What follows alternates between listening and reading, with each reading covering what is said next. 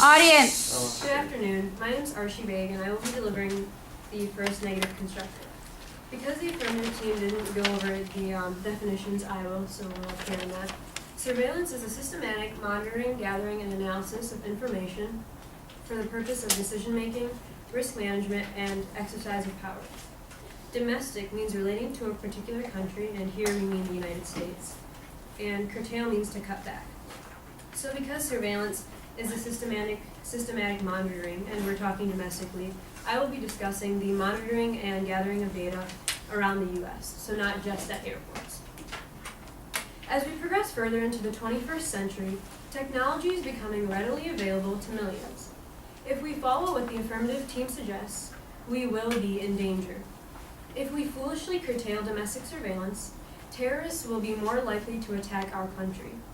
By following the affirmative team's plan, we increase our chances of being attacked and losing precious American lives. We need domestic surveillance. The U.S. is heavily targeted by terrorists, abroad and at home. NATO, the North Atlantic Treaty Organization, in 2015 stated 40% of transnational terrorist attacks are directed at U.S. interests, end quote. 40%. 40% of planned terrorist attacks are against us. We need a strong funded program that can protect us. We need to make sure that our men, women, and children are safe, and surveillance is imperative to decreasing the number of threats against our homeland. And domestic surveillance has been proven to work.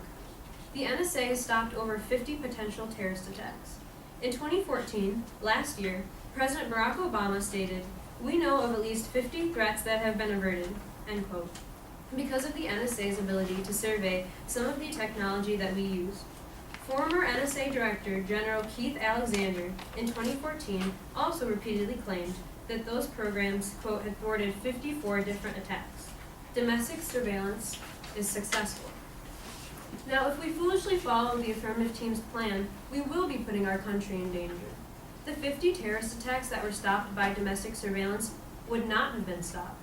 Now, we don't know the severity of these attacks, but without domestic surveillance, hundreds or thousands of lives could potentially have been lost. Bless you. And even on a lesser scale, curtailing domestic surveillance hurts our economy. The NSA is an employer. Dana Priest in 2013 proved that the NSA employs 33,000 Americans. They support families. They improve our economy and the welfare of our citizens. If we follow the affirmative team's plan and curtail domestic surveillance, whether it be at airports, through the TSA, or through the internet, we will also be cutting money that can be spent by our own families. The affirmative team's plan, although it has good intentions, hurts us. We need domestic surveillance. It keeps us safe, it gives our citizens money to survive, and it's completely legal. For example, domestic surveillance is legal and supported by Executive Order 12333. The NSA in 2015, on its website, that is open and accessible to everyone, states, in part, the director, NSA Chief, CSS, is charged to collect, process, analyze, and produce intelligence information and data for foreign intelligence and counterintelligence purposes to support national and departmental missions, end quote. The executive order allows the NSA to collect data. They're allowed to do this to keep us safe. Another act, the Patriot Act, supports domestic surveillance for our well-being also. Nathan Sales in 2014 through the New York Times stated, "The Patriot Act features strict safeguards.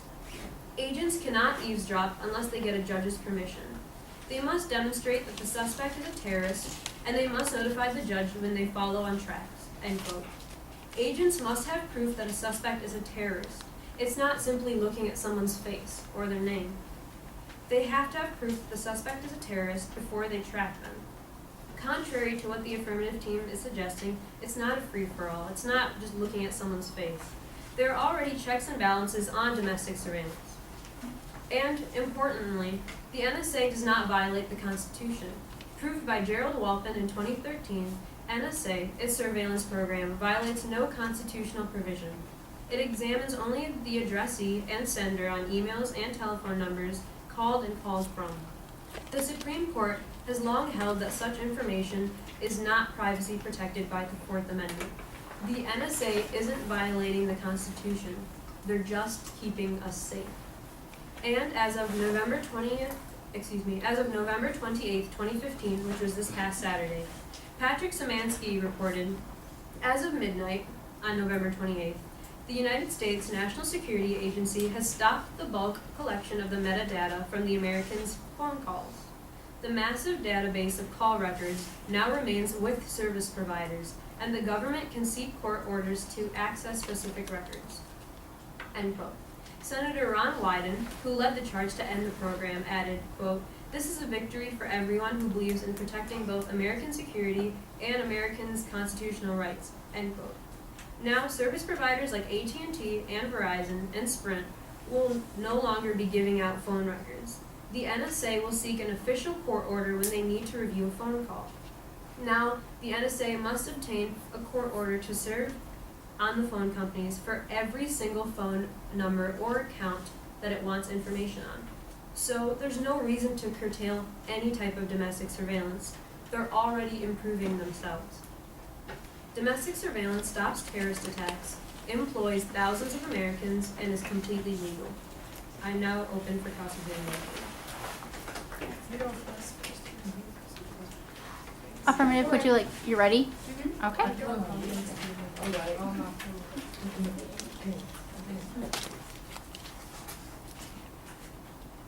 Are you aware that the SPOT program is not connected to the NSA? But it's still domestic surveillance if you're surveilling people who are in the United States and airports. Do you believe that the SPOT program protects the U.S. from terrorist attacks? I don't think my belief matters on the spot program. Do you think that by eradicating the SPOT program, which emotionally harms minorities, we will be putting the country at risk? Well, I'm not sure that it's been proven that it emotionally harms minorities. I don't feel harmed. Are you aware of the success rate of the SPOTS program's terrorism deflection? No, because we're discussing domestic surveillance on a large scale, which I said at the beginning of the negative constructive, I was talking about all domestic surveillance, which the NSA is a big part of. I'm